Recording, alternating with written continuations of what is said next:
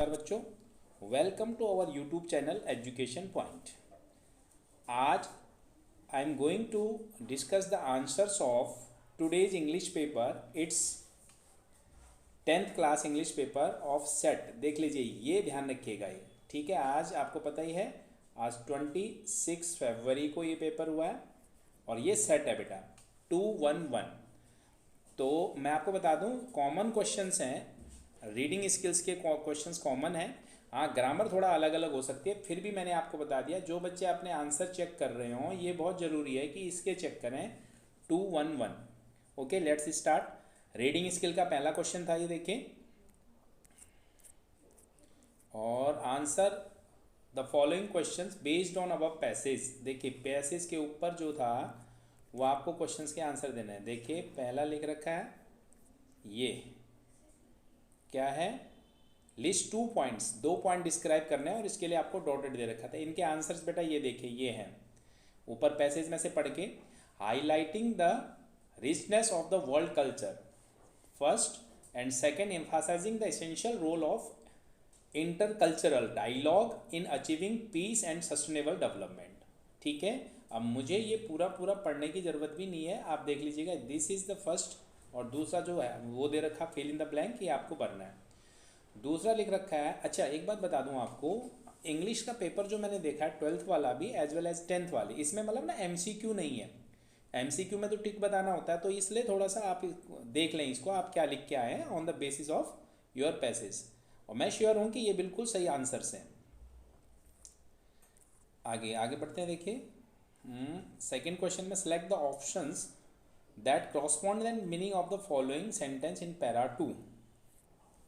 तो इसकी जो ऑप्शन है इसमें MCQ है। देखिए, तो दिस इज ऑप्शन डी जो है, ये इसका आंसर है बेटा। ठीक है, चलो ये मेरे लिए भी आसान हो गया, ऑप्शन डी बोलना। Based on your reading the passage examine 40 word how the sustainable development goals can be achieved. तो देखिए, बाई ड्राइंग अपॉन द, पढ़ लीजिए आप इसको, proper creative potential of the diverse culture and engaging the continuous dialogue to ensure the members of society benefit from sustainable development. This is the answer. फिर उसके बाद what is the tone of the writer in the given line from paragraph 4 में से बताना है। ठीक है, ये फोर्थ का आंसर क्या है, positive and affirmative.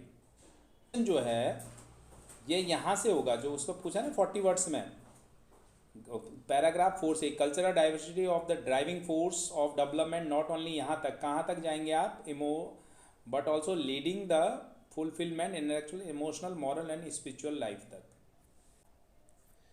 Okay, fifth part जो है बेटा इसका, ये इसमें भी ऑप्शन डी सही ऑप्शन है। आगे नहीं खींचेंगे बात को, और जिसमें ये हो तो ये बहुत बढ़िया काम हो जाता है। और अगला इसके बाद है ऑप्शन सी। ठीक है, ये आपका आंसर दे रखा है।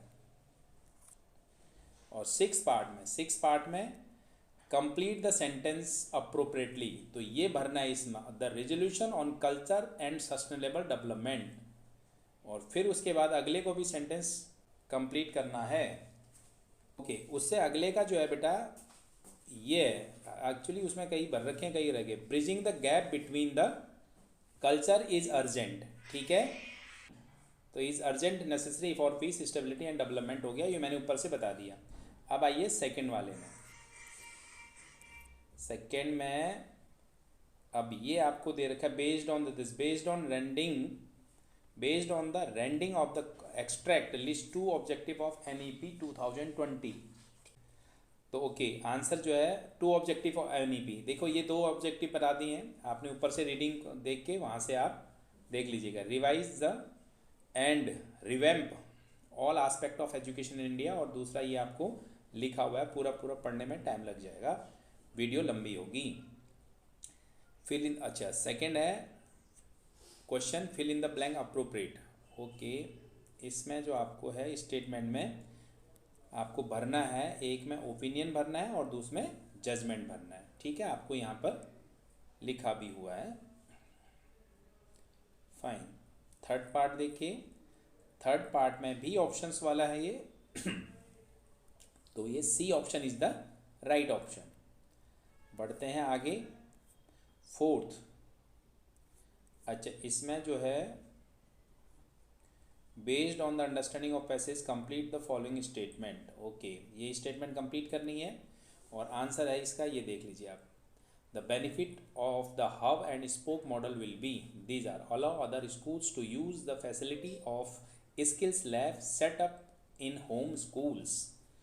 ये जो है fifth question, complete the following analogy correct with the word pairs in the paragraph. Paragraph में रेसिज्म कंडेम्ड, इसकी एनालॉजी बनानी बेटा। डिग्निटी वर्ड है ये थोड़ा सा गड़बड़ है, इसका आंसर गलत लिख रखा है ये वहाँ से पैराग्राफ से क्या है, ये डिग्निटी रेस्पेक्ट, ठीक है, ये वर्ड आना है इधर।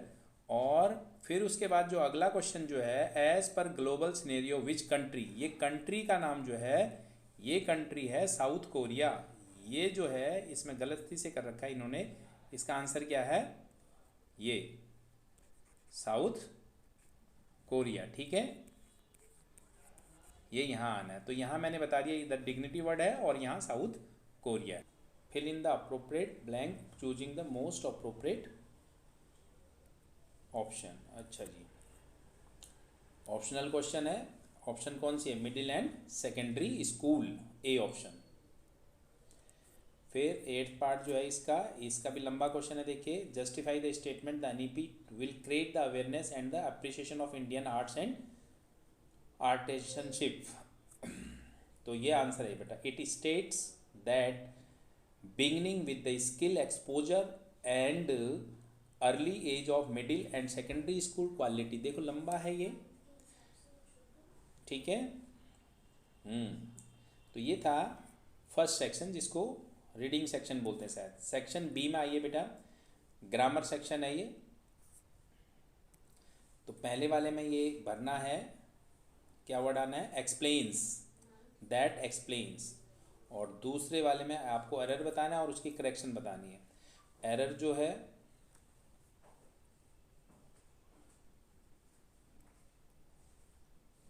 लिख रखा है ना, error that supply in the correction of the sentence. Okay, uniquely flavored dish is interestingly enough to captivate my taste buds। तो जी ये वर्ड है इंटरेस्टिंगली, और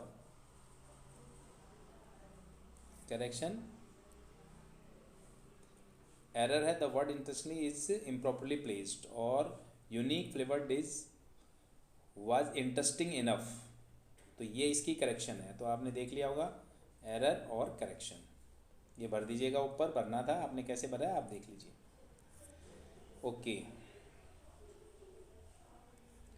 तो राशि थर्ड है इसका, राशि and Rahul have had a conversation about volunteer work report राशिज question. अच्छा ओके, चलो इसके बारे में इनकी कन्वर्सेशन दे रखी है, इसका आंसर सही है, बहुत लंबा पढ़ना ठीक नहीं है। वेल चैलेंज, क्या लिख रखा है देखिए, ये इसका नरेशन का है। What challenges have you faced while volunteering, then move ahead, read the following dialogue between librarian and student. और ये डायलॉग दे रखा है इसको, देखिए इसमें 4 ऑप्शंस हैं। ऑप्शनल वाला तो आपको मेरे को बताने में भी आसान है और आपको वो करने में भी सिंपल सा है। He had been overloaded with assignment. फिर इसके बाद आइए अगले में है आंसर, फिल करना है एक वर्ड, 3 में से इट आना है इसकी जगह। नेक्स्ट 6 पार्ट जो है, एरर है ऑफर्स और करेक्शन होना चाहिए ऑफर, ठीक है। ऑफर्स लिखा हुआ है और करेक्शन क्या होगी उसकी, ऑफर, ऑफर्स नहीं होगा, ऑफर होगी। इसमें जो दे रखा है ये भी ऑप्शनल क्वेश्चन है और उसका आंसर क्या है, सी। 8 पार्ट जो है, 8 part, complete the given narrative of filling the blank in the correct option. Okay, इसमें भी यही है, सिंपल सा filling, a option is the correct option. Then अगले में है, इसमें भी रिपोर्ट द डायलॉग, इसको भी नरेट करना है, समझ लीजिए। और इसमें आंसर है and they had recently gotten a fresh hair cut, ठीक है। और 10th पार्ट, इसमें भी ऑप्शनल क्वेश्चन है बेटा, इसमें वाज अवार्डेड ये वर्ड होना था। एंड 11th पार्ट ए भी ऑप्शनल है, इसमें बी ऑप्शन सही है। रिफ्लेक्ट्स 12th, इसका 12th पार्ट जो है उसमें एरर है, इंक्रीज होना चाहिए, करेक्ट होना चाहिए इंक्रीजिंग। तो ये था आपके एमसीक्यू या ग्रामर सेक्शन का। उम्मीद करता हूँ ये वीडियो आपको मदद करेगी, आप अपने आंसर चेक कर लेंगे। साथ में एक बात और बोल दूँ, जब बच्चे कई बार चेक करते हैं सही या गलत हो गया, जो बीत गई सो बात गई। आपको ये ध्यान रखना है कि इसको लेके अगले पेपर के लिए टेंशन नहीं करनी है, अगले पेपर की तैयारी करिए, अगला पेपर अच्छा होना चाहिए। Wish you all this best for next paper. ठीक है, रखते हैं इतना ही, फिर मिलते हैं अगली बार, तब तक के लिए नमस्कार।